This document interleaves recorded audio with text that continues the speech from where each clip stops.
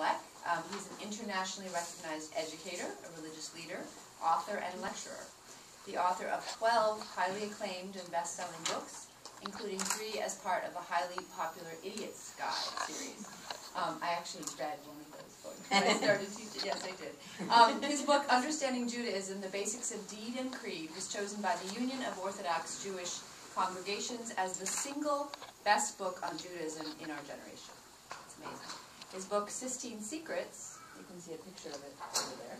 His book, Sistine Secrets, Michelangelo's Forbidden Messages in the Heart of the Vatican, is available in 26 countries and in 16 languages, and was featured on Good Morning America, Nightline, and as the subject of a 1-hour special on 2020. Rabbi Black is a recipient of the American Educator of the Year Award and has been a professor of Talmud at Yeshiva University since 1966. A 10th generation rabbi, Rabbi Black is a rabbi emeritus of Young Israel of Oceanside, which he served for 37 years. You can't be that old. That's so old. Okay, next to Rabbi Black we have Sarah Diamond. You graduated from CERN in 96? 96. Okay. And she holds an MA in Jewish Studies from Yeshiva University and an MA in Health and Behavior Studies from Columbia University. She is also certified as a health education specialist by the National Commission for Health Education. She's taught girls and young women in both yeshivas and public schools on topics ranging from puberty to intimacy and relationships. And she works individually with young women who are getting married and need personalized education and coaching. In addition, she conducts workshops for parents and educators on talking to children about intimacy. Sarah has published a journal article on curriculum design when teaching Orthodox young women about sexuality, and besides her work in the Jewish community, she is an assistant dean, a director at Youth Advocate Programs, an organization that serves high-risk youth in Bergen, Passaic, and Hudson counties. She lives in Bergenfield, New Jersey, and with her husband and 4 children. And I think maybe her parents are here. My in-laws are here. Her in-laws are here. And my husband. Great. And next to her is Anne, Anne Kofsky. She is the author and illustrator of Noah's Swimathon. We have it right here. Would you like to show them? Recently published by URJ Press, she has illustrated more than 20 Jewish books for children, including My Cousin Tamar Lives in Israel, URJ Press, Noah's Swimathon, My Cousin Tamar Lives in Israel. Noah's Swimathon is a 2011 PJ Library Selection, and My Cousin Tamar Lives in Israel was a PJ Library, and a Sidney Taylor notable book. Anne has illustrated everything from toys to wall murals to wedding ketubot. Her work has been featured on more than 100 greeting cards and gift bags for children, including Hallmark, Costco, and Great Aerographics. And next we have over here Dr. Saul Landa, who's a dentist and a writer, which is a wonderful combination. He has been a photographer of Jewish subjects for over 35 years, an avid athlete, traveler, and hiker all throughout his life. He has also explored the world, including, it's amazing, summiting Mount Kilimanjaro. Isn't that amazing? An associate clinical professor. With my brother. With his brother. I carried him up. Of course. Right? What do you pitch for the New York Mets? He's an associate clinical professor at the University of Pennsylvania School of Dental Medicine, as well as an ordained rabbi, and he resides in East Brunswick, New Jersey, with his wife, Marlene. They have 3 children. And Dr. Landa is currently on a speaking tour about his book. Great.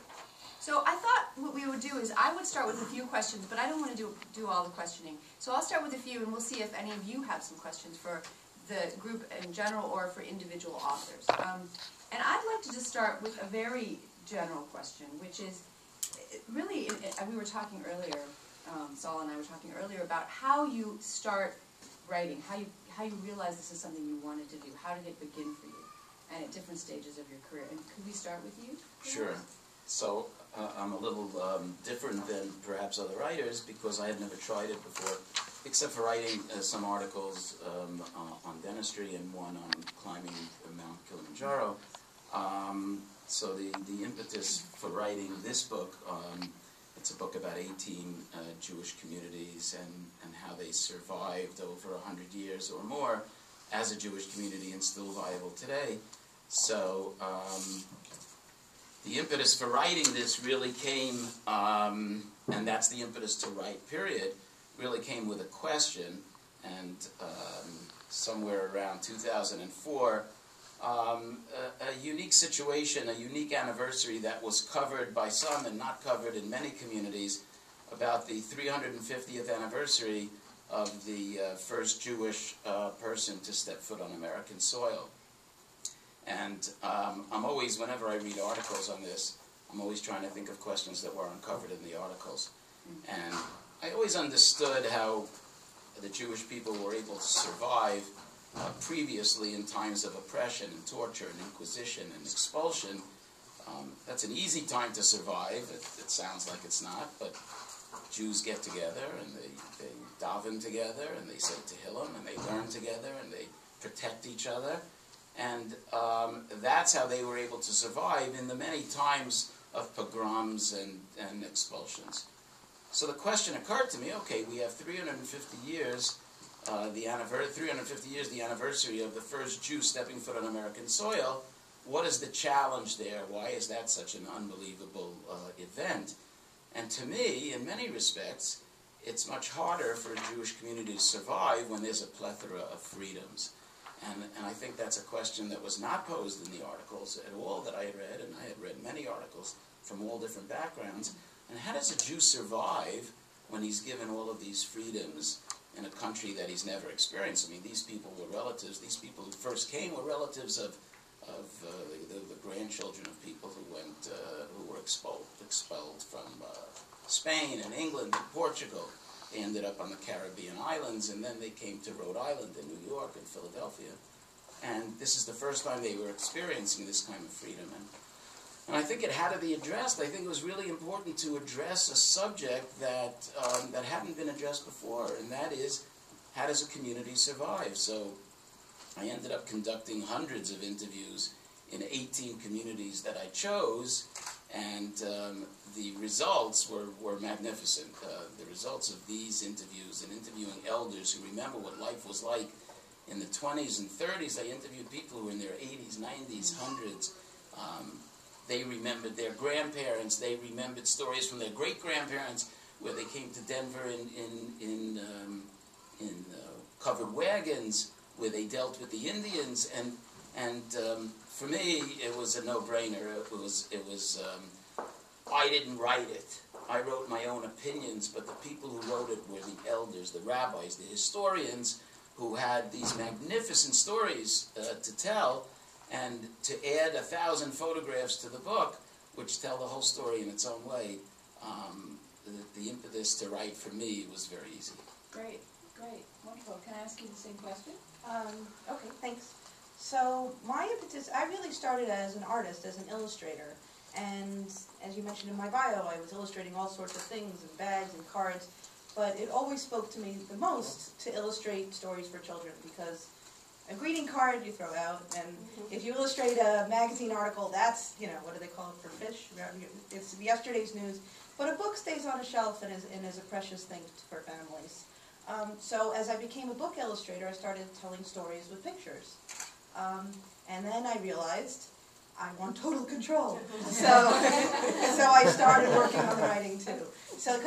And I just wanted to have a complete storytelling experience and really control exactly what I wanted to say.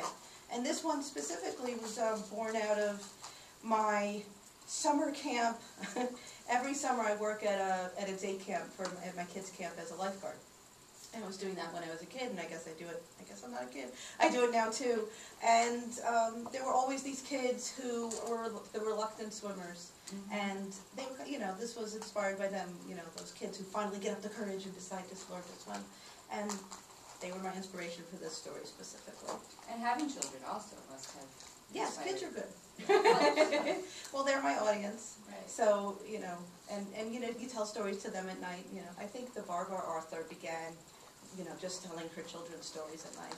I think the Winnie the Pooh author also began that way. I was always telling stories to my kids, and I guess it extended into this, into the art and then into the words. Could I ask her a question? Yes, I'm just curious. I'm just curious. Do you use your kids as your experimental models to read your books and to criticize your books, or are they not old enough yet? Well, they definitely are old enough. They're 13, 11, and 7 now.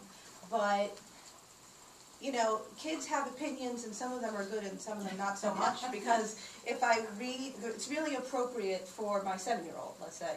But if I ask her, what do you think of the story, Adira?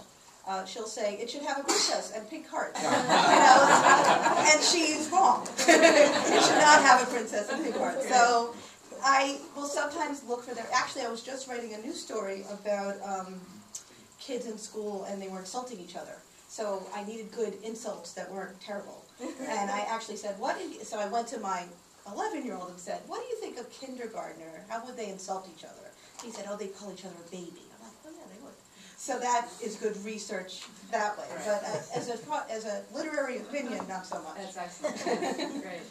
And Sarah, can we ask you the question about your getting started in your Yeah, so I think project? what's interesting is sometimes there are people who are writers and they seek out topics to write about. And then there are people who have interests and like to write and then merge those two. So I think that so far has been the theme, and definitely with me as well.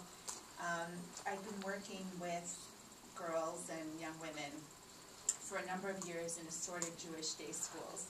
And slowly but surely, as kind of my friends found out what I did, I started to field more calls from parents. And looking for advice, a little shy, but looking for advice. And it always kind of followed the same trajectory, the conversations we had, where I would suggest, you know, go get a coffee, go sit down in Barnes & Noble. There's a whole shelf of books about talking to your kids. But there's a caveat, is a lot of the material is not going to make them very uncomfortable. Don't let it get to you. Just kind of watch over what doesn't work and glean what is appropriate. And then I remember standing in my kitchen having a conversation one night with a friend. And I said, you know, it's such a shame I can't really refer you to something appropriate, an appropriate book for you. There isn't anything. And she said to me, well, why don't you write something? And it really had never occurred to me before. I remember I was pregnant and I was thinking, okay, maternity leave project. So it was born from that. That's a great point you're making, that some writers come out of love for writing and some come from the topic. Something I actually think about all the time. That's great. One more. Can we hear for the same, how you started? Let me go on what you just said and tell you that, I'm not speaking like a rabbi, but I really mean this. I didn't write books. God made them be written. Right. They just had to be written. And I'll give you an example, both of my first, I was going to say my last, but not my most recent. And they prove the point. My first book came about because I teach here at Yeshiva. I've been teaching for 46 years. And many years ago, Rabbi Besdin, who was then head of JSS, said we have all these very intelligent young people coming in at a later age, as a college age, and have no real background in Judaism. We're teaching them the texts, but they need to have everything put together. I want you to give a course on Judaism, all the concepts that come from everything. Just combine it and make it make sense. I said, what book should I use? He said, there are no books. Just do it. So I did it, and invariably at the end of the year, guys would say this is the most exciting course I've done. And YU has a policy, it's interesting, they allow older people, retired people, what have you, to audit classes. And invariably they would send them to this class because it was perfect people. And every beginning of a term, I would have some elderly people. And one year, I had this gentleman, I said, can I please see you after class? Turns out he identified himself. He was a prominent surgeon on Park Avenue with a thriving practice. I said, what are you doing here? He says, well, I think I know a great deal about the body. I've been practicing medicine for many, many years. But the more I do that, the more I realize there's something more to a human being than a body. There's something else, call it spiritual. I don't know what. I want to find out what it is.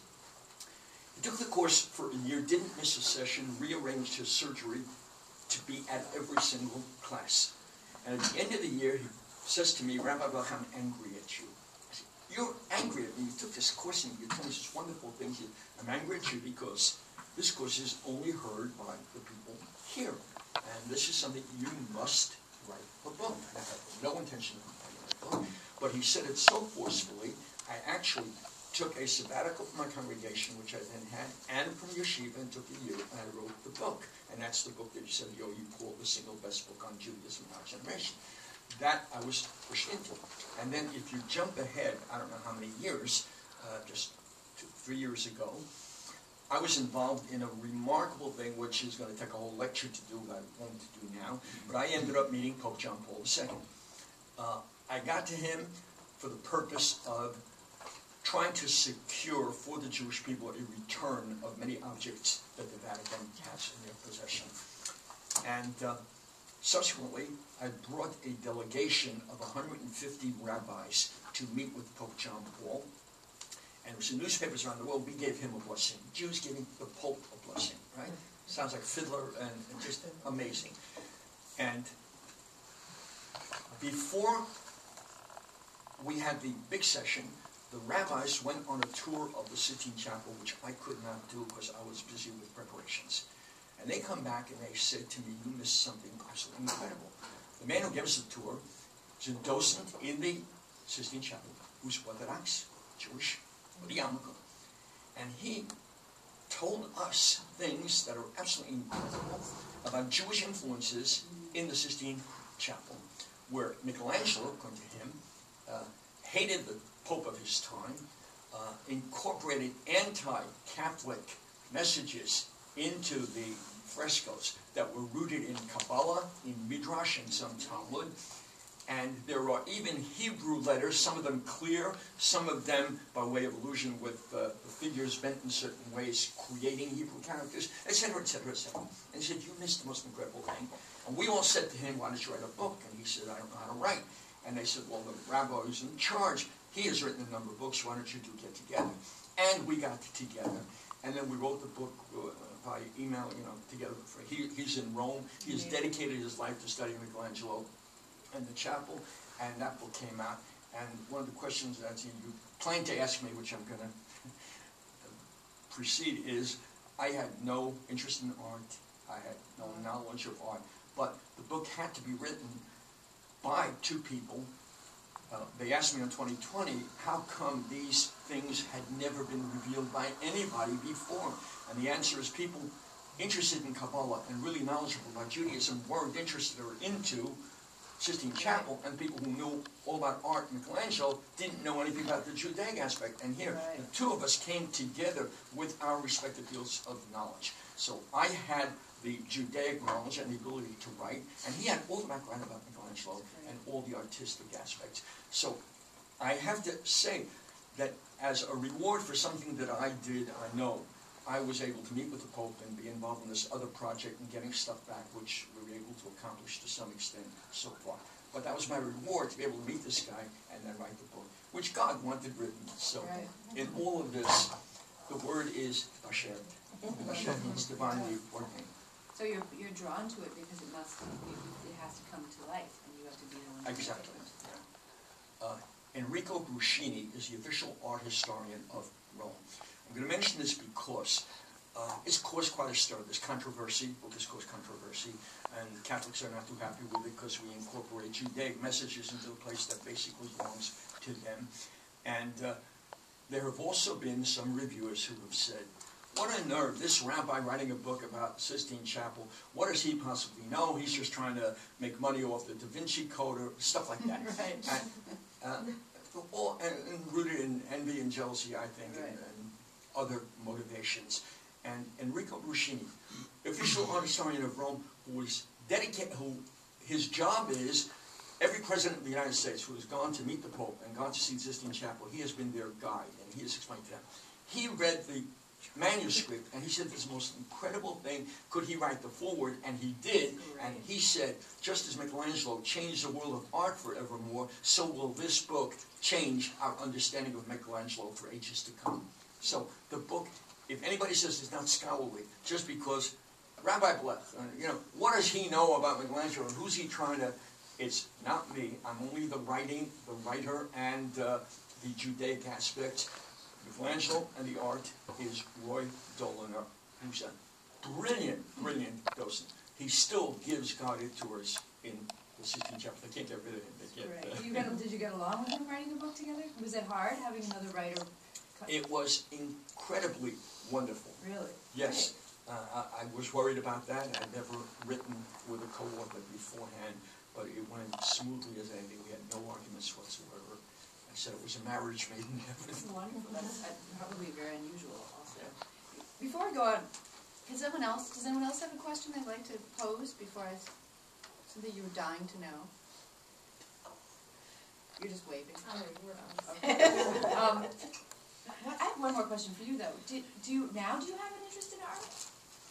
Did it Absolutely. change because of it? Yeah. I had no idea. You see, I had the traditional Yeshiva education, and I didn't even take an art course.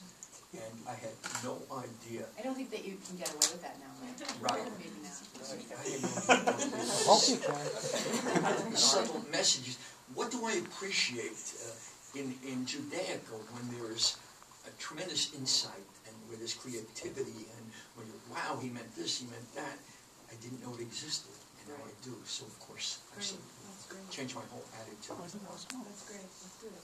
Well, Well, and yeah, I actually think I'm thinking of this guy Lawrence Rushler who says that often you're not supposed to be an expert. The point of writing a book is to learn. Right? It's not necessarily to say all the things that you know, right? Great, Sarah. I wanted to ask you about your book, and are there people who are critical of this topic that you're writing about, or do you get any criticism? Well, I think I wish I would have gotten maybe more criticism. My husband, who was super supportive of this, said, if you get really lucky, you'll get put in Chayru, which basically means to be ostracized. And then you'll be like Salman Rushdie and sell millions of copies. I didn't get that luck, which I would welcome. For the most part, very positive response. I think because of the people who are accessing it, for the most part, are very responsive. Some people definitely take issue with some particulars of what I wrote, but I think a lot of times when you get those kind of negative reactions on certain things, it's very visceral. It's not that someone's thought through, really formulated an opinion or really looked at the community or what kids need. They're kind of just being very reactive. Right. And generally, people who are reactive like that, you really almost can't have a conversation because they're not open, they're locked. So I basically brush it off. We were all kind of talking about the degree to which websites and web dealers have become big players in everything to do with books. But so the very odd phenomenon that you can go online and people, lay people, not reviewers who are professional, but just common readers can write comments about your book. And I don't really recommend doing it. It's a very odd experience. You mean reading them? Reading comments. I did it once, and it really threw me for a loop because people get very reactive, and they don't know me. They don't know anything about me. And one woman, I remember, like on an Amazon review, said, "I thought I was buying a book for Orthodox parents on parenting, and you would not believe what she writes about." And I was kind of like, this is not, I don't pretend it's a cookbook, It is on, I don't even have, I don't have like a vague title. It's not an interesting title. It's just exactly what it is. So if you were looking for, I don't know how you could come across, and other kind of particular, but for the most part. For most of you've gotten a lot of support. Yeah, because I had a lot of rabbinic, I think if I hadn't had rabbinic support, it would have been over before it started. Right. So, and it was very vetted, so I can feel very confident about it, and I think because it had the support, that makes it more, I guess, palatable for people. And the support was from YU rabbis. And from YU rabbis. Helps, doesn't it? And do you imagine that you would write more on this subject? On this subject, the more you write on this, the more you get into dangerous territory. There are definitely things I did not talk about in this. It's like omission, blatant omission, because then it would start to get stickier.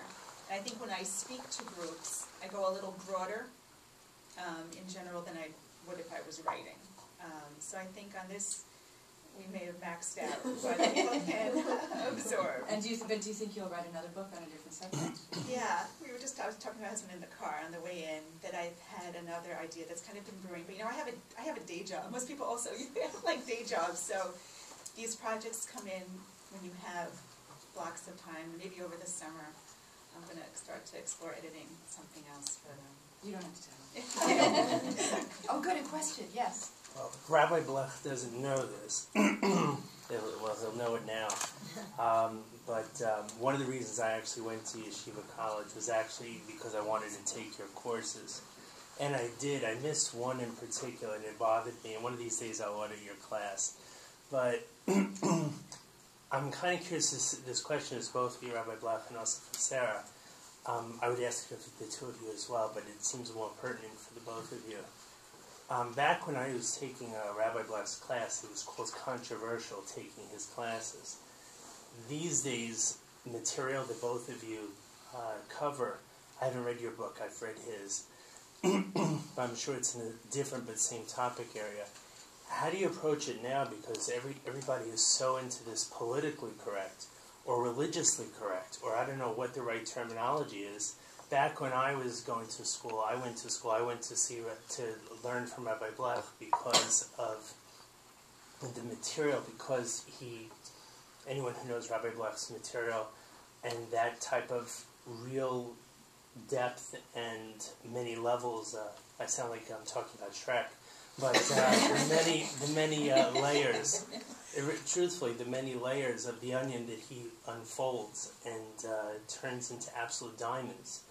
How do the both of you deal with the fact that now controversial has almost got a negative tinge to it? And I worry about this because students like myself back then might be more turned off by the concept of controversial, whereas I was so turned on to go to a class that you offered, if you offered a class or so, to go to your class, whereas these days controversial has a negative connotation, whereas to me it was all the more interesting that I need to take these classes. Want me to answer? Both, yeah, please. At the beginning, I used to look at Amazon, and anytime somebody said something critical, I got all upset. And I said, if you are saying something, obviously, there are going to be people who are going to disagree. Besides which, I had 40-some-odd years of training to take criticism because I was a pulpit rabbi in my congregation. And you have to say to yourself, there is a need to be controversial in the sense that you have to say something. If you don't say anything, you're not controversial. And I have told myself that it's a blessing to be criticized. And when you look at criticisms online, you will see there's almost always, I have never yet, as the author of a book, responded to any criticism. Never. But what I'm saying to you is that invariably somebody else will make the point that I wanted to make. So glory in it. And look, you took me because there were controversial things and you gained in An awful lot, I might add. Right. And I recommend it to anyone else as well. I was a little surprised because the Jewish world has gone very much to the right, as you all know. I had expected within the school itself for some people, Sistine Secrets. When I was in 2020, the first question he asked me was, what's a nice Jewish boy doing in a place like this? It's a great line. And what am I doing? I had to explain.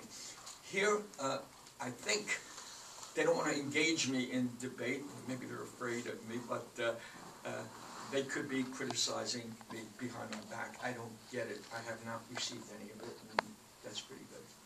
Great. Do you have any thoughts about this controversy? Yeah, I guess I don't see. I'm not subversive. You know what I mean? Or and I think it's actually, if you read the book, it's very conservative, just very, very tempered and conservative.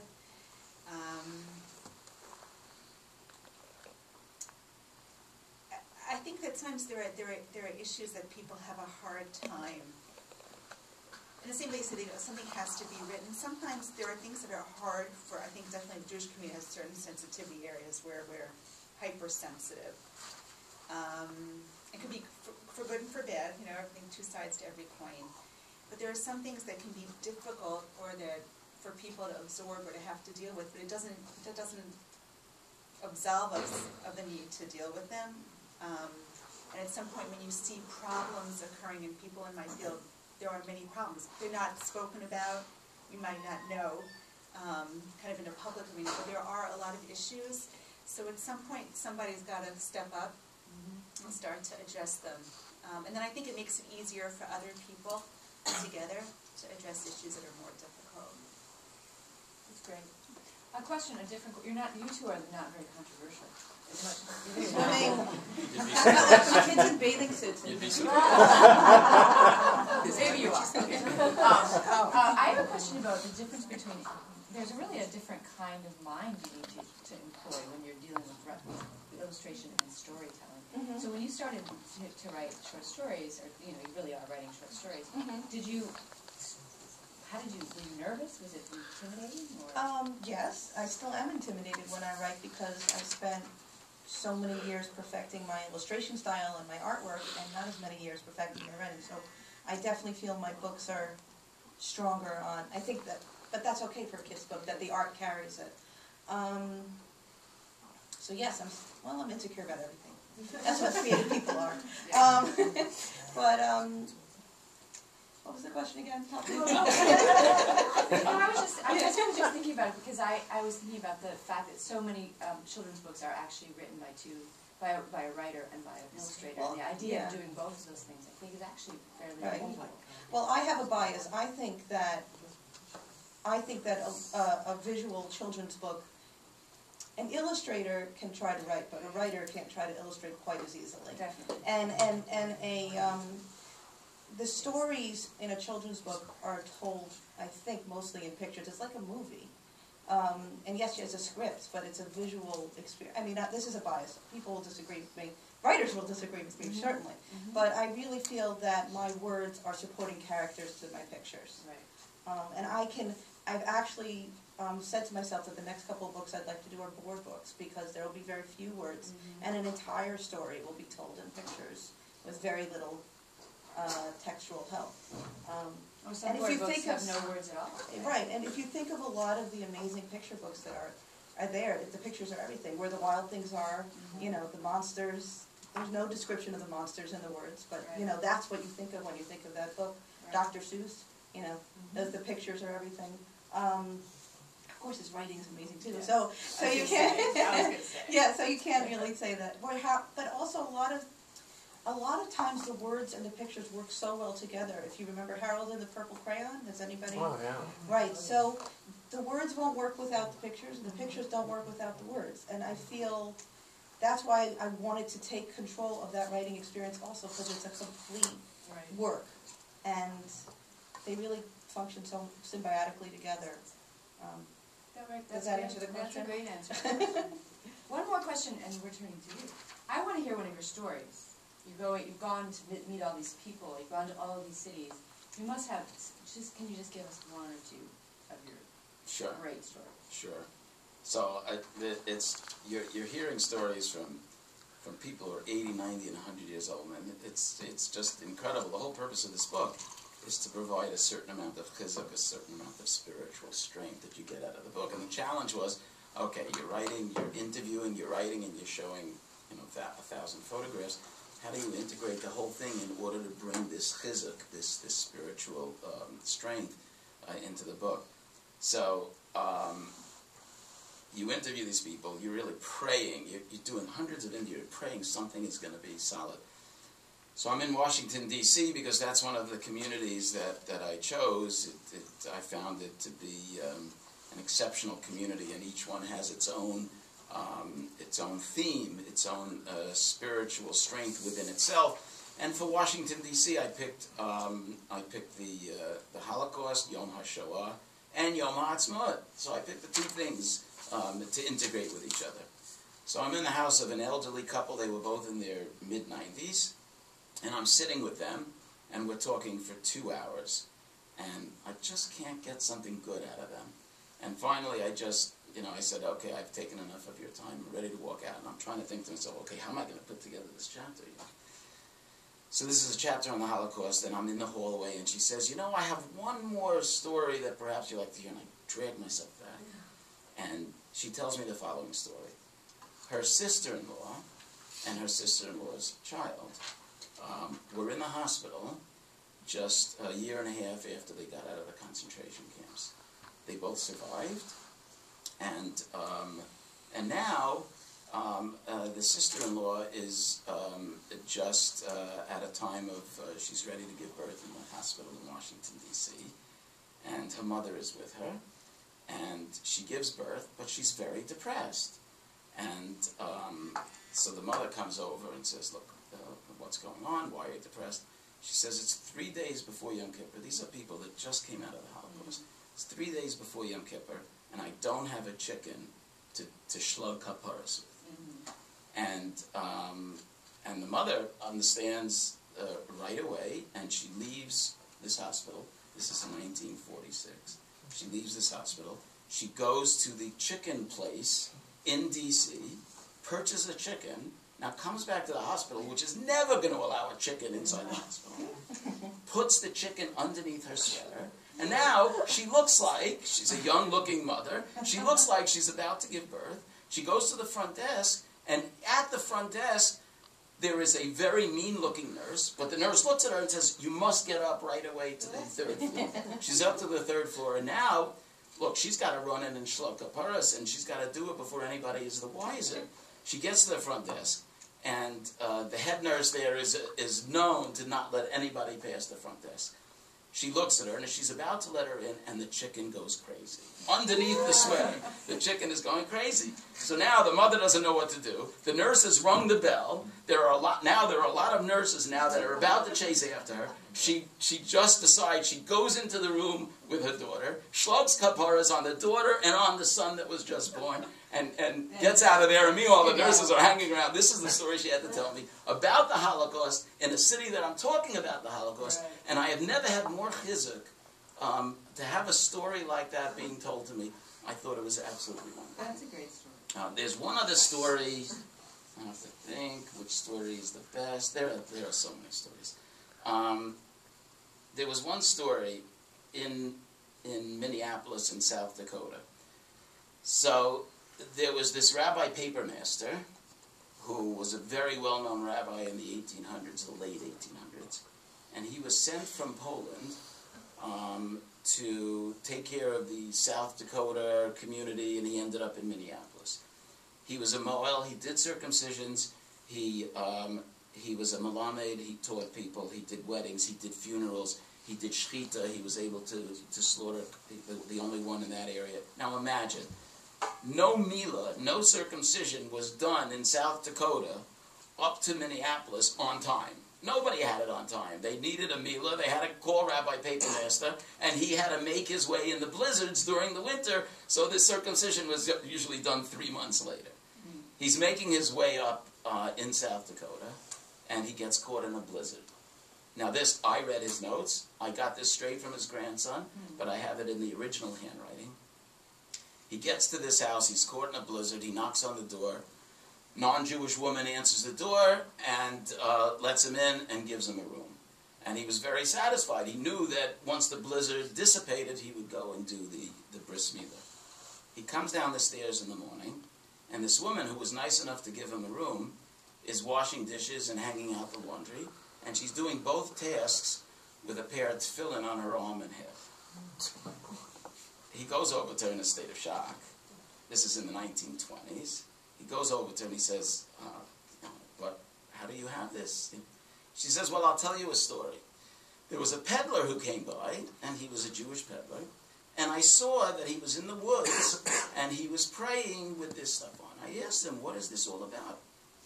He obviously was very embarrassed and didn't know what to say, so he told her, "It's for my arthritis." I don't know, Seth, if I told you this story. He said, "It's for my arthritis." So meanwhile, Rabbi Papermaster is very upset. He says to her, "Look, I'll purchase it from you. I know some Jews who really need it." She says, "I'm sorry, no." He says, "I'll give you whatever money you want. Here's all the money that I have in my pocket." She says, "No." He says, "Why? I'm offering you all the money." She says, "Because it works." I got that right out of his notes. There is one story after another. Anybody have any questions? More questions? No? Can I ask that cliche question that I'm sure you're sick of, but I always love to ask it. The process, the time you put into it, how you do it, when you do it, the actual act of doing your work. Can you tell us about that? Do you mind? No. It's interesting. we all draw on our basic strengths, just as you said. And since I began writing later in life, I had been teaching, preaching for all my years, and I found that I had a greater facility in speaking than in writing. And what I ended up doing was, first I tape, and it comes out in a way that I've been told when people read my books, they say, you know, it sounds just like you're talking to me. And that's because that's the genesis of the writing. It's a positive. After that, I get it typed up, and then I edit, and I make it into a more readable form. And I find, to begin with, the spoken word, especially for me, is a great blessing. That's fascinating. You know, I was reading Nicholson Baker, who's a novelist, who he finally, after all of his novels, came to the realization that starting with speech, his writing was better. So he's found that after 6 or 7 novels, that's the way to do it. And now I use Dragon Naturally Speaking, not a commercial. It actually attaches to the computer, and the computer prints it up. Great. I don't even need a secretary. Do you have your hand up? Yeah, I have a question for Dr. Landa. Since you've gone to so many communities, my assumption is that they're all in the United States. Is that, maybe you've said that? This book, yes. Right. So I'm wondering, what have you seen that has kept these communities going for so long? I mean, you must have seen some sort of common characteristic or trait that has just kept these communities going from where the others might have fallen apart, and these kept going. It's a very difficult question to answer because each community has its own story. Surviving multiple earthquakes, destroying a community in San Francisco and rebuilding. A Hurricane Katrina destroying the Orthodox community in New Orleans and in Metairie and surviving that. I think that I could best answer your question, if you'll excuse me, with a Dvar Torah, with your permission. And this is what I base the whole book on. There is a pasuk that we read all the time, "V'chayei olam nata b'sochenu," which means that eternal life is planted within us, and I never knew what that meant. So I was reading a commentary by Shimshon Raphael Hirsch, and he came up with the following, and this is the answer to your question. He came up with the following explanations, "V'chayei olam nata b'sochenu." He says, "V'chayei is not life, it's experiences. V'chayei olam, the eternal experiences of every Jew that came before us, nata b'sochenu, was planted within us." I believe, if you want to look at it scientifically, and as a dentist, in this case, I don't want to look at it scientifically, I believe that embedded in our souls are the genes of being able to survive. Because we have the experience of everybody that came before us.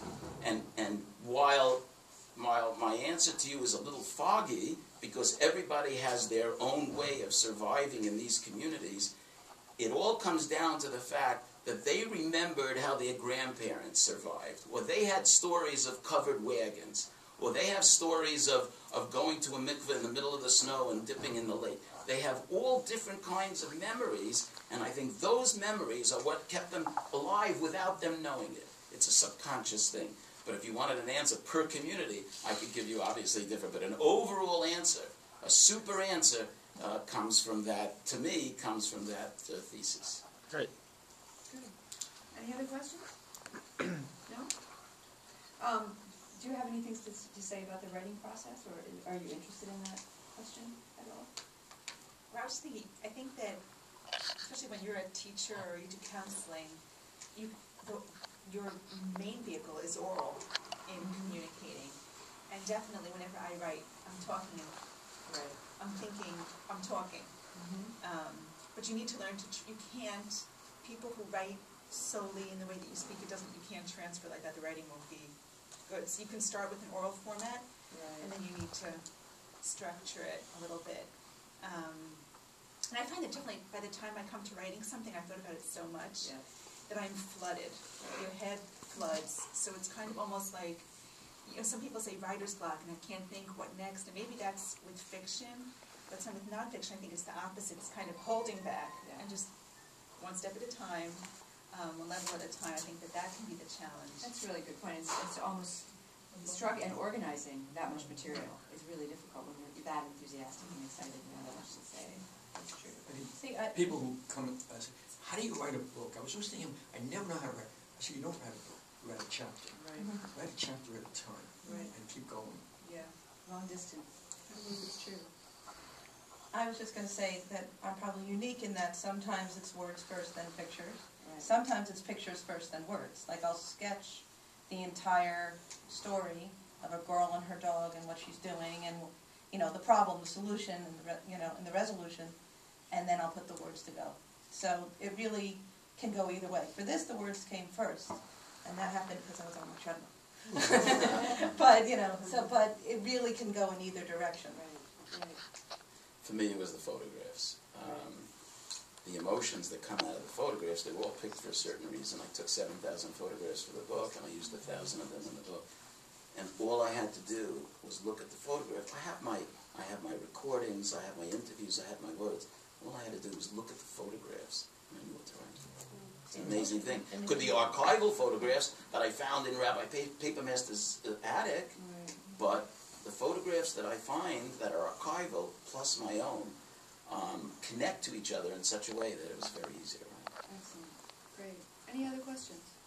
What we thought we might do is break up and you could just mingle and mix and talk to the author that interests you the most, or that you have some questions you'd like to chat with. So if that's okay, I think we'll stop with this, and you can just come over here and talk to the writer that you, or to your wife, or whatever.